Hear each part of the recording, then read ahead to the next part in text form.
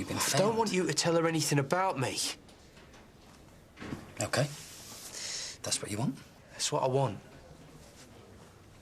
Well, I don't buy the fact that Jamie ran away by himself and wasn't spotted for 11 years. Yeah, but even if he was taken by force, how was he kept hidden for so long? Well, it's happened before.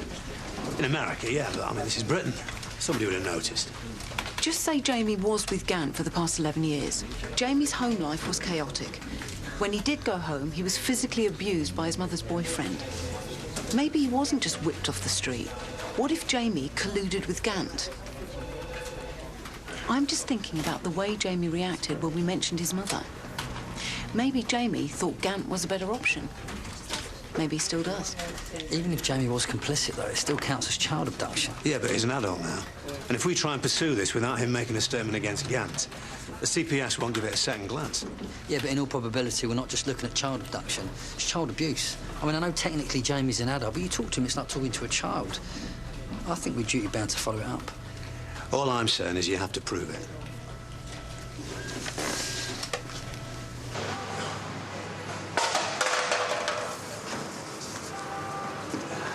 What's going on, man? Hey, what you doing, you little hoodie? You went and spoke to the police and you didn't bother telling me, bruv. Oh, man. But you haven't heard, have you? It's all over, man. Properly over. We're completely off the hook. Look, the guys that went round to see Raymore last night, they're dead.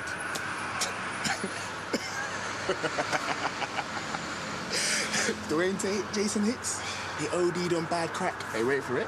Courtesy of our mate, the late, great Mr. Raymore. Come with me to do some serious drinking, man. To get some girls, go raving. Some 3 people are dead because of us.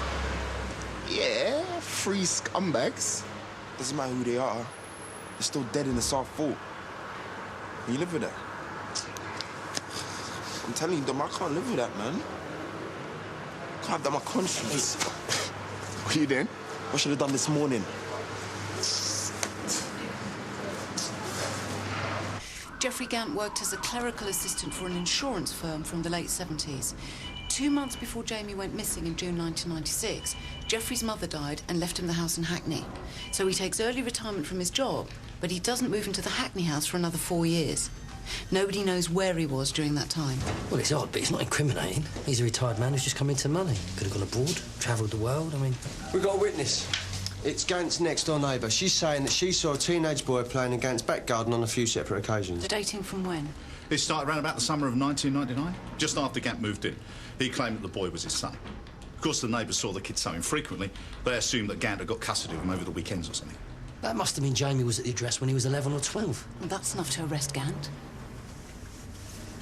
I haven't done anything. You've got no reason to arrest me. You can argue that back at the station. Anything up there? Nothing. I don't care what he said to you, but he's lying. Who? Jamie? Oh, so you acknowledge the fact that you know him now, unlike the last time I spoke to you? You know why I didn't mention him? Well, I've got my theories. Because he didn't want to be found. Really? Let's go, Mr. Gant. Come on, Stupid. come on. Just humiliate yourself, mate. Come on. You give it up, man.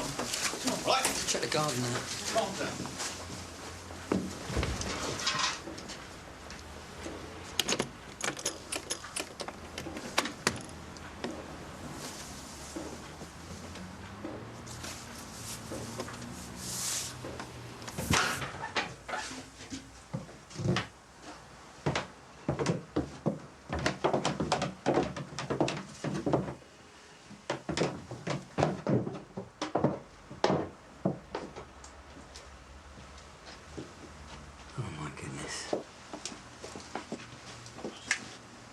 Like a prison cell.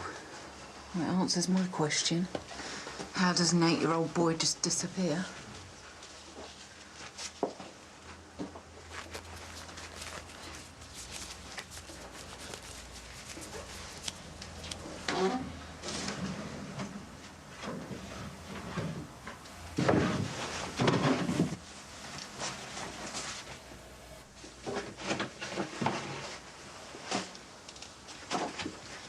Oh, Mikey. This is pretty hardcore. 4 kids. No wonder Gant kicked off. There's loads of them. Lewis! Lewis, you're not meant to be at the station. Come to see the superintendent, such. What's the matter? Everything the superintendent said yesterday was right. I don't deserve to be in this trouble. Come on, we all make mistakes. I abused my power, the things I've done over the past 2 days. You know, all I wanted was justice for Tash and Rudy. And I messed it up for them, I messed it up for everybody. Sir, it's my resignation. Take it.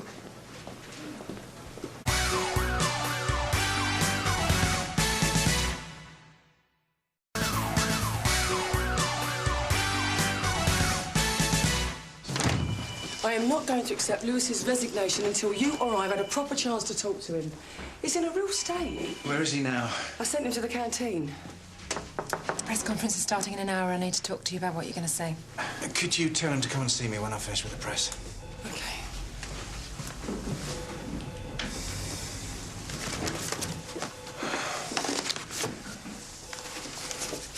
So, what's happening? Don't ask. No, I meant with us. I know. It was me that called a halt to us after Mickey found we'd been together. Mia, please. I've missed you. And I see no reason why... Mia, stop. OK. Things have changed for me now. Rhiannon and Charlie are coming back to You're London. going to give your marriage another go. I'm sorry. I really am. No. I hope it works out for you both. Let's get on with this press conference, shall we? Jeffrey was the first person who really listened to me. He took an interest. My stepdad hit me sometimes, but that day he went mental. He smacked me really hard in the face and blood spurted out my nose. It went everywhere. I ran up the house, and when I got to the end of the street, I saw Jeffrey was near the shops. I was really upset, and he offered to get me away from there. Away from home? Where did you go? We moved around, mostly places in the countryside. We even camped for a bit. It was exciting, like a game. I had to be dead quiet, or social services might find me and take me back to my mum's. And you didn't want that? No. You didn't miss it? I missed my friends and school, but I couldn't have everything. What about your mum? Did you not want to go back to your mum at all? I knew she didn't want me to go back. Sorry? When she rang up, told me I was better off where I was. Did you speak to her? Jeffrey did. We've spoken to your mum and she barely knew Jeffrey Gant. How do you know she spoke to him on the phone? Because he told me. Jamie, I'm afraid you've been lied to. Your mum never stopped looking for you. Well, why would he say that?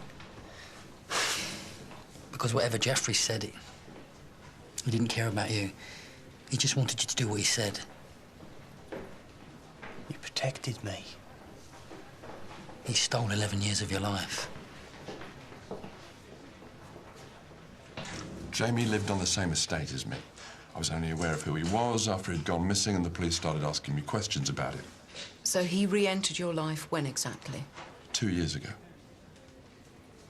We've got witnesses who say he was at your address more than 7 years ago. Well, they're wrong.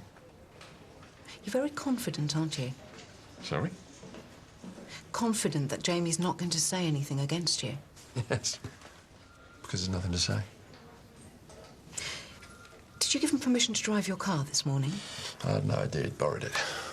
Shouldn't have. That's the trouble with people growing up. They start asserting themselves. I don't know what you're talking about.